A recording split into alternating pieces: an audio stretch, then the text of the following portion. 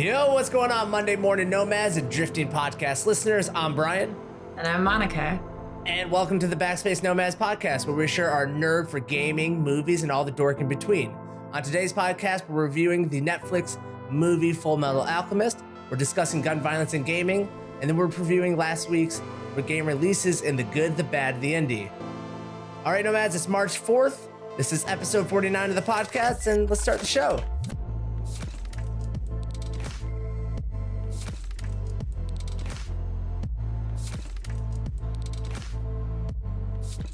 All right, Monica, what have you been up to? Lately I haven't been able to play on my games on PC as much. Who are you? I know, it's weird. I've been hanging.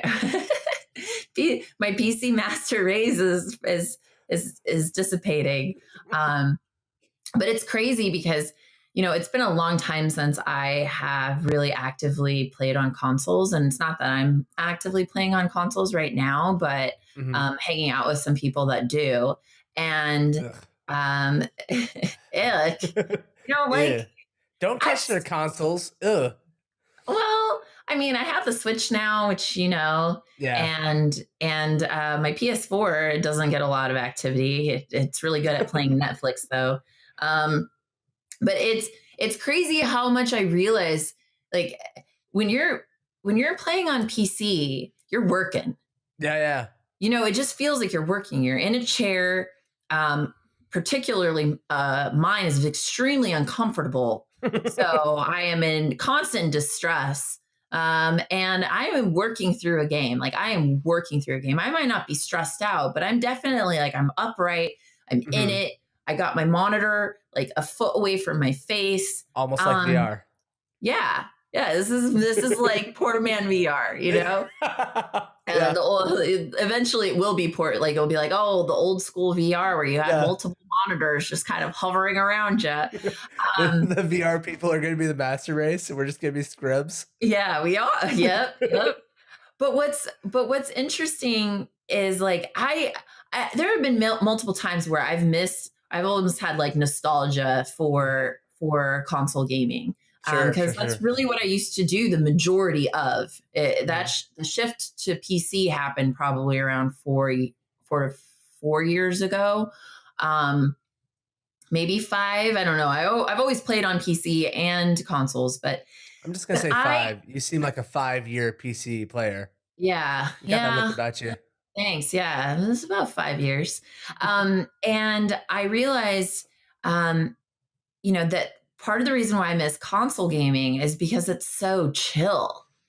Yeah, it is hanging out with your buds, just lounging around. Yep. I miss growing up. My brother and I would just sit around, and I would watch him play a game. He'd watch me. We'd switch the controller back and forth, and that's fun to do. Yeah. And I've been able to do a little bit of that recently, and it's definitely rad. I enjoy it. Now, I don't think I will ever do a full shift back. I'm not going to just start buying a ton of games for PS4 or anything. I do prefer PC controls, and that's what I'm used to now. When I hold a controller in my hand, I feel like I'm holding a baby, and its head can snap at any moment because I'm not supporting it well. That's what controllers feel like to me. But a mouse, that's just like a grown person that I'm caressing, Stop. What? I'm just trying to explain my feelings. Okay. But I really do I realize that was the appeal that I miss with console gaming, if someone comes over to hang out with me here, they gotta lounge on my bed and creep behind me. That's weird. Yeah. It is weird. Yeah. And then they can't hear anything because you got headphones on. Yeah, it's stupid. You can't. It's a lonely existence. I've embraced the lonely.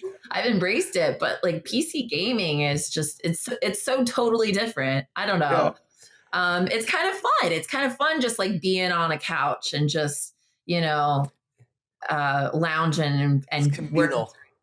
Yeah.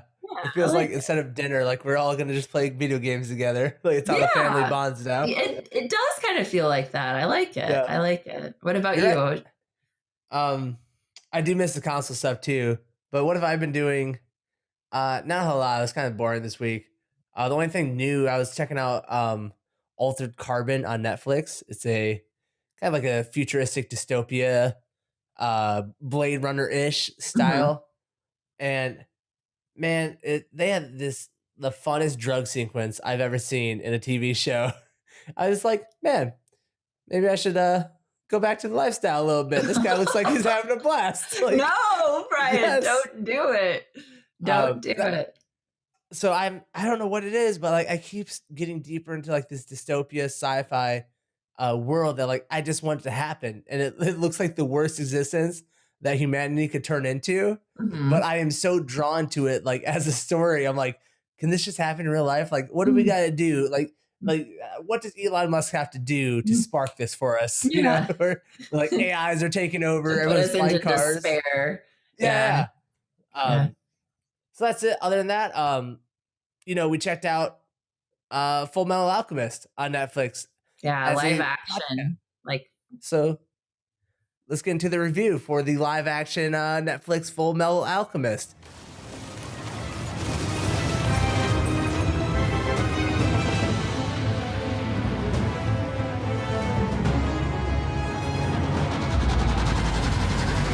oh, right, Brian. Well, this was your idea for one. I'm putting that out there. How I did. you agreed to it? I avidly, yes. I'm getting there. I'm getting there. Hurry up, Gosh darn it. lead with it. I I supported it. I was like, yes, let's do this. And boy, what a delight. So for those of you guys that have never watched, read the manga or watched the anime Full Metal Alchemist, this particular movie plot features brothers Edward and Al, who, after attempting a forbidden technique of human transmutation, suffer the consequences. Ooh. Al loses his entire body while Edward loses his left leg. Edward then sacrifices his right arm to save his brother's soul by attaching it to a metal suit of armor. Upon acceptance into the state alchemist, he is given the nickname Full Metal Alchemist, all while searching for Al for the legendary Philosopher's Stone that will repair their bodies. Mm. Um, Specifically, Ed is trying to go after the Philosopher's Stone so that he can redeem himself with his brother Yeah. because they were trying to save their mother, who had passed away when they were very young. So let's start with what we liked here. I guess Okay. this movie. So what did I like about this movie? What did you like, Monica? I will say that it is how long is this film? It's about 2 hours and It runs 40 out. minutes. Is it two? Is it It's north of 2 hours. I know that. 2.5 hours ish, 2:15, something like Yeah. that. A lot of movie, Yeah. And what I really enjoy about what they did with it is how many tears they were able to pack into 2 hours and 30 minutes. This, it doesn't seem like you'd be able to have, 50 plus crying scenes, but they somehow managed it. I was impressed with that. I thought Yeah. the amount of tears and emotions that were shown here. I've completely broken up with people who had less tears in a 3 hour period in this movie. So impressive amounts. Yeah, I was like, wow, this meat. Like, I thought I'm a little bit of a softie, and I was like, not anymore. This movie is like me times 20,000. Yeah. So I did not cry once from all their tears, which for how much they were crying, I felt I should have thought something of it, but Yeah. I Well, just kept counting the times. Yeah. I think like things I liked about it, just like firstly, I'm a massive fan of Full Metal Alchemist. It was like one of the animes I like is beloved to me when I was growing up. So it was really cool to see a lot of the scenes brought into live action. Mm-hmm. It is a long movie, but in that they did jam a lot of the iconic scenes and visuals into the movie. And so that's kind of cool to see it take place in a 3D like environment with like real humans there. I really love that. So like kind of like the CGI I loved, but like with an asterisk. Like I don't want to get into like the things we don't like yet, but there's a point where the CG falls off. But initially, like the first few scenes, I seeing the agree.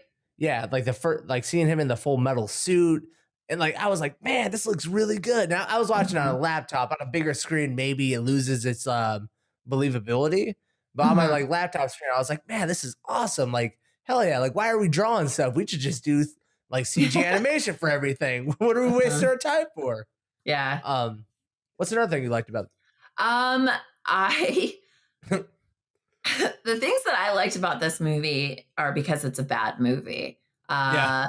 Uh, I loved the soundtrack because it was so often misplaced. There is a scene where Ed and Al are just pounding the shit out of one another, and Ew. there are lots of no. I mean beating each other up. God Oh, damn okay, it! okay. This is not that kind of film. But they're beating each other up, and as they're knocking, just punching each other in the face, there's this beautiful music, soft Yeah. melodic Yeah. music playing, and it's not like they even slowed down. It's not like they zoomed in on the tears that are happening in the scene. There's Yeah. nothing like that happening. It's just really soft music as they beat the shit out of one another. Yeah. I love those pairings. That happens throughout the film a Oh, lot. it opens with it. Like Yeah. when they're playing with her mother, she's hanging clothes, and like there's just all this sad music. I'm like, we're not there yet. They're still Yeah. happy. We're not there Lo- yet, man. Lots and lots of sad melodic music. When at Yeah. least in that scene, yeah, they weren't there yet. But yes, just constant depression feels uh enjoyable. This is the most enjoyable depression I've ever been around in my life. Just Yeah. loved it. Um, I don't think I can even pull anything else that I liked about it. Because it was just a mess of a movie. It was an absolute fucking mess. And I don't know what they told these like script writers to do, but they were not able to pull off what the director had in mind, or whatever boardroom was in charge of like putting this movie together. This Hmm. thing was a nightmare of a movie. And it like it starts, the CGI was cool, and then it stopped being cool because now there's a bunch of like PS4 looking 3D models running around next to human beings, and I'm just like, what did we do? Where did we lose it? Yeah. Like, why are we making all these What happened? Why are we making these humanoid characters CG when it's supposed to be live action? You could get like 50 extras to run around and looking like zombies and have them. I Hmm. mean, maybe they would look like the putty men from Power Rangers from the original one, but it looked horrible after a while. It did look horrible. Another thing that I have a problem with is that whenever they take a manga or an anime and they do make, live action, um, they turn it into live action. I don't like when the acting tries to follow that type of anime spirit with the, Yeah. like the screaming, the like cutesy faces, Yeah. like that. It doesn't. Their eyes aren't bulging out of their head, and they don't have hearts around their eyes, so it doesn't make sense in this. It seems weird. It seems Yeah. out of place, and it seems overly dramatic. It doesn't really fit. And I guess that could be just more of a personal take of mine. But whatever. That's Sure. my thought process on it. Another element that I really did not like was the fact that I had such a hard time caring after a certain Yes. amount of time. Yes. I love subtitles. I Mhm. love foreign films. I rarely have a hard time following it. Mhm. I found myself not able to handle the amount of emotion happening in multiple scenes. I And I agree. start to look away, and then I look back. I'm like, fuck! I missed what was said. Yeah. Initially, I'd rewind a little bit back, and then after a while, I was like, I can't care because I didn't miss anything. Yeah. Nothing was said that was important here. So it was a little tough. It was a tough to follow for Well, subtitles for the me because it the was boring. well, the problem they did is they took like 5 seasons worth of stuff that all had different story arcs and different reasons they were being told in that season and crammed them all together. Hmm. Like the opening scene where they're chasing the charlatan priest, whatever. That was a entire story arc, and they just open up and they're running around the streets. And you're like, what is these? Why do I even care about this? Yeah. It was like some like knockoff James Bond movie where it opens up in the middle of like a half cooked storyline to get us into it. It just like, it was awful. It was god awful the way they crammed the stories together. And I think what really suffered from that was they lost a lot of the charm that made the anime good. The Mhm. anime is dealing with a lot of like serious topics in it. A lot of topics on like warning signs of the problems that can come from assessing on science, assessing on religion, assessing on military stuff. These are Mhm. issues that like the anime actually tackles and like is trying to teach a lesson to a younger audience, but they do it under this like all this charm. And the main Mhm. character is so charming, and his brother is so charming, and there's so much like natural humor within the show, and then the action, and it just this has no charm whatsoever.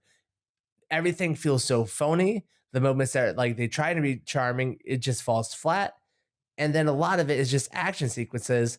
Like when Alfonso Al with the red jacket that everyone knows him, when he's running around the streets, it's supposed to be funny. When he's dodging spells, it's supposed to be hilarious. And Mhm. he's just like an action star in this one. He's just like trying to get out alive, and that's not what the anime was about. Mhm. Yeah, I think another thing, and this is a small detail, but still an important one that really took me out of the story too, were the Uh-huh. wigs. Oh my god, I have not seen the wigs were really poorly dude! made. They I've just seen looked they did not look good. I've seen more believable wigs in the ghetto, dude. This stuff looks bad. People Yeah. got paid to put that in people's hair, like head. Yeah, yeah. It just I feel like they could have done a better job, and it was hard to take um, Ed seriously because of the styling of the hair color even was Yeah. just so mismatched.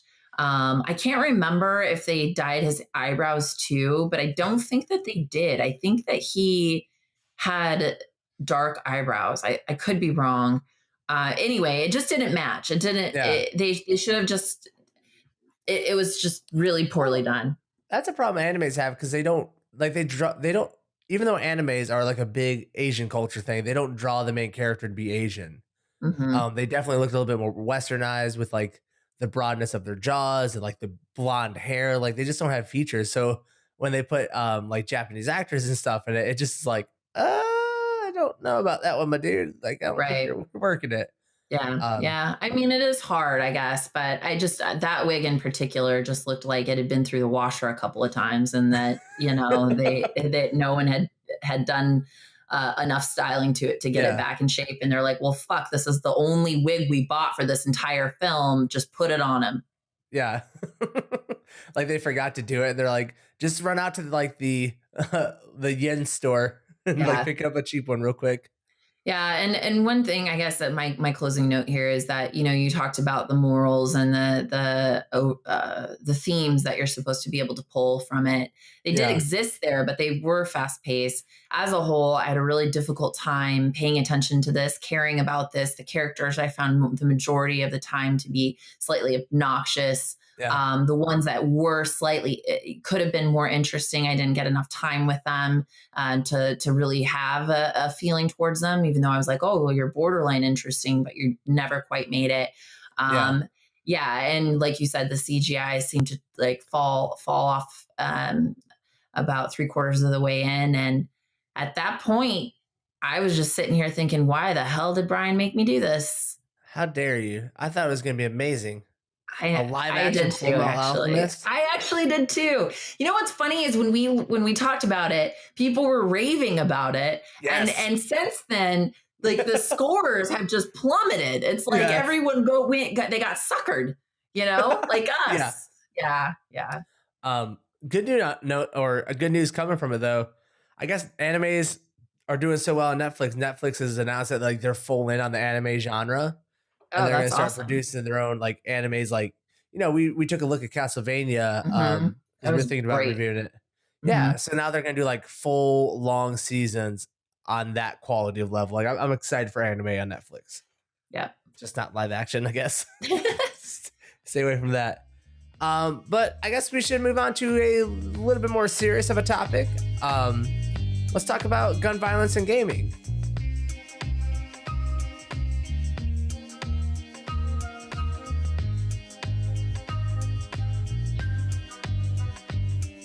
This is coming on the heels of the Parkland school shooting here in Florida. That happened, I guess, like 2 weeks ago at this point. And then, of course, because I don't think we should get like too deep into any like gun topics, but it's the response to it that inevitably always comes back to video games.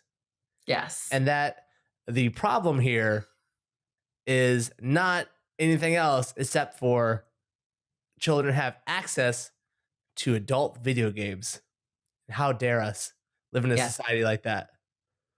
Yeah. So it took a while for Trump in particular to jump on the bandwagon, but immediately after the shooting, there were a few politicians that started making mention of the fact that video games were, destroying the thought processes, the psyche of children. And this is something that has, been, it's not the first rodeo for video games to be roped up in with violence. And it won't be the last. But I think it really, of course, Trump eventually jumped on the bandwagon and is quoted saying the level of violence on video games is really shaping young people's thoughts. I think we might have a clip for that. And we have to do something about maybe what they're seeing and how they're seeing it. And also video games. I'm hearing more and more people say the level of violence on video games is really shaping young people's thoughts. And then you go the further step, and that's the movies. You see, it's so frustrating. Yes. When the scapegoat becomes something that you actively participate in, that has had very little impact on your desire to be violent. Yes.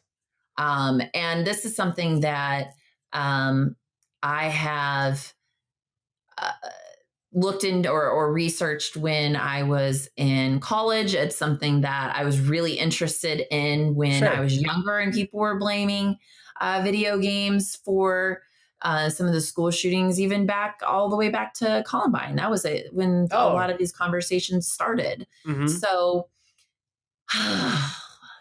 it's just exhausting. It's so exhausting. And it's like, it's so frustrating because this whole ordeal and all the shootings, like, it's a tragedy, right? It's the biggest, like, it's a tragedy for the kid who killed everyone, for the families, for the kids who have to walk back into that school. And there's like real problems going on with gun violence.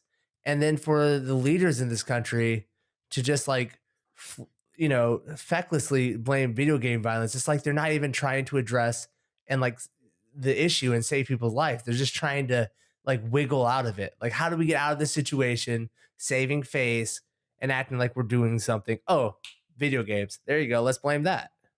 And also there's just years and years of studies and data that show that video games do not correlate with mass shootings, do not correlate with violence in general. In fact, when I was in school, there were a lot of studies done that had shown that, yes, while mass shooters did correlate with video games, being video game players or gamers did not correlate with mass shooting. So it was a one-way kind of movement. So yes, but also a lot of fucking people game now. So, yes, that might be something that they're participating in. They're playing video games. They might also all fucking eat applesauce. Maybe it's fucking applesauce at this point. Literally, you can replace when you've got when you're talking about correlation in that way, and it's only going in one direction, you can replace it with almost anything. And it, in psychology, correlation does not equal causation ever. So you can't tie it to that. We literally say all mass shooters ate applesauce as children. Yeah. I agree. It's very frustrating. It is frustrating. And it's just one of the things we do. Like, we don't, everyone, when it comes to situations like this, they want to like go on what they think in their gut because they feel like, well, I got the answer to this. And we don't want to believe the science. We don't want to back what the scientists are saying and the statistics. Because when it comes to public policy, the statistics are the most important thing because it's the only thing that looks at it non-biasly. And for all these people, and especially at the highest level coming from the president, just like use his gut, in the clip we have, he said, oh, well, I've heard a lot of people saying that, it's these video games. Like, who the fuck is saying that? Anyone who looked at this scientifically, or just a couple of old pasty white dudes who don't want to have their guns taken away, who have literally never probably even played a video game. Where I was talking about how a controller felt weird in my hand, they'd probably hold it up when it vibrated. They'd probably think it was some kinky sex toy. That's how detached they are. And Trump's then into it. Yeah, exactly. Like, what is this? Can you get liquid to shoot out of this? Are we good? Also, when you look at the US in comparison to other countries, we are very unique with our problems here. This is not carry on into other countries in the sense that when you look at video game, the amount of money spent on video games in relation to gun violence, the countries with the highest amount of violence do not have the highest amount of video game spending or playing. So basically, of 200 countries with the highest rate of deaths from gun violence and 100 countries that spend the most per capita on video games, only the United States is in the upper quintile on both metrics. We are the only ones that have the spending on both. So yes, here we might say, oh, these people are all playing video games, but that doesn't create violence in other countries. So it's impossible to blame these violent acts on gaming here. It doesn't make sense. Yep. And I guess like my closing thoughts whenever I think about the situation is like, I understand people really want their guns in this country, and they arguably have a right to it through the Second Amendment. And they want people to keep their hands off their guns. Understandable. Keep your hands off the fucking video games. Like, leave us alone in our own like little nerd bubble, and just leave us alone, dude. Like, we don't talk to you guys a lot. We don't want to hang out with you. We just want to sit in our apartments by ourselves and play video games. And just leave us alone, please. My closing statement, I guess, would be this. For all of those politicians, I think that they should go to a gaming convention, and then I think they should go to like a Kid Rock concert. Ooh. I'm going to go ahead and say Kid Rock is the problem. I went to one when I was younger. It was very scary. There were lots of fights, lots of violence, and no one was playing video games there. But, no one... You really went to a Kid Rock concert? I did. I got free tickets. I went. I thought it would be good. You think those tickets were free? There was a cost you incurred, my friend. No, I thought it would be good people watching. Oh, okay. But yeah, I mean, literally, that was a violent situation.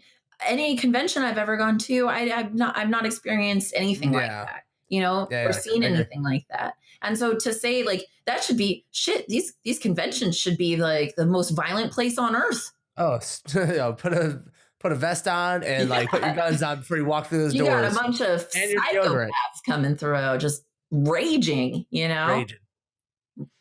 Yeah. All right. I feel like that's where we got to leave the conversation, because we got to go to break. Because when you come back, we got to hit the good, the bad, the indie. We're going to hit it. We're going to hit it, Nomads.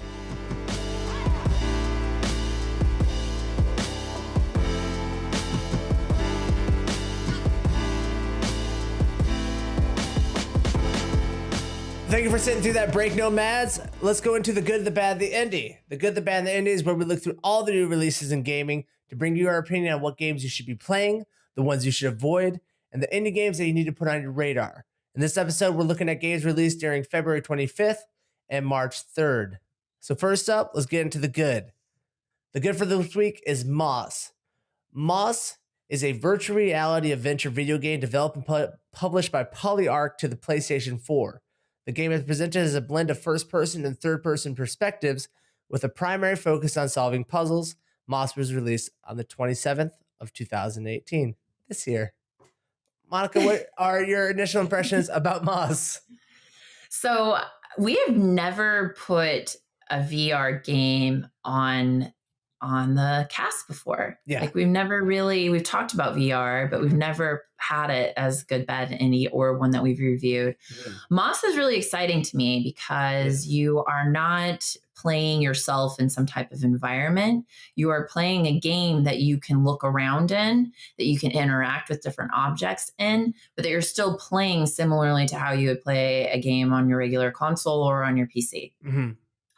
And you're assisting and controlling a character in the environment, as well as different objects in the environment. And the character is a really cute little mouse. He is one of the most adorable gaming character I think I've ever seen. Yes. His ears are adorable. He's just this Yes. tiny little mouse with big pink ears. I think the thing that stood out with me so much is that the artwork and the environment that this game creates is really magical seeming. Mm-hmm. And I have also heard that because you're not having to move around, picking things up, you don't have to stand to play this game. You can sit and play it. You're not having to move your body around. That if you have had motion sickness or if you have problems with motion sickness with VR, you're less inclined to have that with this. So that's a nice part too. And I think that's like really the interesting part about Moss is that even though like this feels like a big innovation on a lot of what's going on in virtual reality, where you're not playing as a character, the main character, you're actually looking at it from the third person's perspective. And even though it's a innovation that we aren't seeing a lot, and it's like brand new to this genre, this feels like a bridge between how games are played now and how VR has been up until this point, which I like. That to me is like what developer like is like twisting his brain to like think of something clever like that. Yeah. I think when Moss also just opens up the idea of like looking at past games that I've truly enjoyed. What would that have been like if I've had a more immersive experience? Yes. And so it's exciting and it's an exciting concept. It would be exciting in and of itself, but they just do a beautiful job with this. I mean, the music is lovely. The graphics are amazing. And it just seems like a fun gameplay. Also, if you're into any like type RPG puzzle solving, I mean, this is just going to be one that you would really, I think, fall in love with. It looks like a storybook. It literally looks like it you're really flipping pages in a storybook. It does seem like a storybook. It really does. It feels, I agree with that 100%. Yeah, and I love what you're saying. Like this opens up like the whole new idea of VR of like all the old games you used to play. Can you imagine RTSs using this type of gameplay, where like you're looking at like your commander now? Like Moss has like blown open the idea of VR to me. Like, really impressive from Balearic. I don't know anything about their development house. They have already impressed me. Yep. Yeah, definitely. So let's move on to the bad for the week. This barn burner. Drump, The Rise of Libertonia, developed and published by DP3 Softworks. It's released this week. And let's get into the synopsis. At the height of his power, the God Emperor Drump was released. I'm sorry. At the height of his power, God Emperor Drump was violently dethroned by the usurpers. Dictators helped overthrow the rightful rulers of the world. Can you rescue and reunite the rightful rulers of America? So this kind of coincides with who we were talking about earlier in the cast. It is Drump, which is Trump's original last name, and it's basically making fun of him. I'm not necessarily opposed to that, as I'm sure you could tell from earlier in the cast. But I think the problems with this game aren't necessarily the topic. It's just the execution. Yeah. The game is supposed to be somewhat offensive, and you're basically running around with a Jewish wizard and molesting women across the world. You kill terrorists and sexy robots. But that all sounds fine and dandy and not necessarily rooms for being a bad game. But outside of the original artwork that was drawn for this, which is unique enough, Mm-hmm. the elements of this game are just not there. Like No. it is a hodgepodge of different art styles, of different techniques. It's bizarre and it doesn't seem to work. Yeah, what this comes from, there is a program called RPG Maker, and they have an updated version. It's like 2015 or something like that. And so there is a litany of assets that are out there on the internet for people to download for free. Tile sets, character sprites, and this developer who drew original artwork for the game, like you said, it looked really nice. But then he just took all these assets and threw them together. I used to use RPG Maker back, you know, in the olden days of 2000 when it was RPG Maker 2000 and make my own Yeah. RPGs doing kind of the same thing. But I never had the gumption to put it on Steam for actual money. Um, but we're living in the Trump era. This is the new age of capitalism. DP3 Softworks has taken that upon themselves to say, let's get a little bit of that money for ourselves. Let's just, grab a little of that pie. Yeah. I wish this dude, because his artwork is like kind of cool. I wish he would make comics and release them on Reddit instead of bad JRPGs on Steam. Yeah. Bad JRPGs that wouldn't be deserving even at a free price point. But the $2 price point still offensive. Very offensive. Probably more offensive than the content The within game the itself. game. Yeah, Yep. there you go. And finally, our indie for this week. This one is big on the internet right now inside the indie circuits. Big. Into the Breach.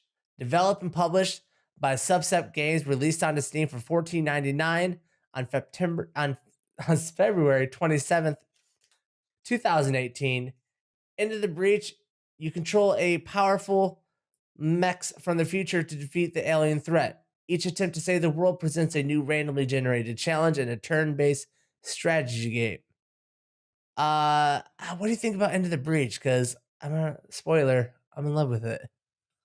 Oh, spoiler. I love strategy games, and I love specifically with this, what's appealing to me are the small terrain or boards that you're working off of. The art style and the closeness with the strategy, I feel like it seems approachable, I guess. Yes. It seems like a very approachable game. I know that it's not a simple one. There are a lot of dynamics to it, but it feels like something that I would be able to take on and learn. Definitely. And I was a big player. This is from the people who made FTL, Faster Than Light, which was, I think, launched a dozen Twitch careers. Yeah. Like 5 to 6 years ago. No, what is it? 4 years ago now? Yeah, it had been 4 years. I found Twitch by watching people playing FTL. Like I would spend hours watching like lethal clips, lethal frags and stuff. And so this is from the same developer, and it still has the same strategy vibe. The strategy within this game is just like brilliant. Everything plays out like a massive like chess match. Instead of having an actual HP bar, all the buildings that the monsters or mechs are trying to destroy, that's your HP bar. It's such a like kind of clever dynamic to the game. I am so excited I didn't have any time this week. Next week, I'm completely getting into the Breach. I'm ready to play it. I love the artwork in this game. I love it. They got such a unique take on pixel art. I think for me too, like I said, with strategy games, a good strategy game doesn't need a ton going on for you. The elements of the strategy are what matter. Yeah. And some good artwork is very important too. But I like that it's like a condensed. All of the boards here are condensed. Yep. And that's appealing to me. Some of the best strategy games I've ever played have not been these gigantic world, like, I love the StarCrafts, and I know that's not strategy, but there is strategy to it. But Plague Inc. is one very simple, very simple view, but a very amazing strategy game. Yeah, it really is. Um, I've been watching people play this game on Twitch, and like I've been like scratching the surfaces, watching like how deep they get into it. This thing goes deep. Like, you would never think, like you said, it's simple. This is an 8x8 tile grid that you play on, Mhm. and the amount of like combinations you can do with the type of pilots you have versus the type of mechs like when you match different pilots to different mechs, they have different abilities that come up and different ways to interact together. Like it just goes deep. Mhm. And for them to follow up FTL, it's been a while since they released a game and they took their time. And I think they put out a hit on their hand. I really think everyone should be looking at Into the Breach if you're a fan of the indie game genre, like whatsoever. Uh, so I think that's it. I think that's going to do it for episode 49 of the Backspace Nomads. Thanks for hanging out with us. If you want to check us out and engage with us, www.backspacenomads.com or check our Twitter out at Backspace Nomads. If you're watching this on YouTube, make sure to like and subscribe. If you're listening to this on Stitcher, Apple iTunes, Google Play, or Podbean, rate, review, or subscribe to that. It's the best way to help us out and support us. But that's all we got for you. See you guys on episode 50 next week. Yay. Later, Nomads. Bye, everybody.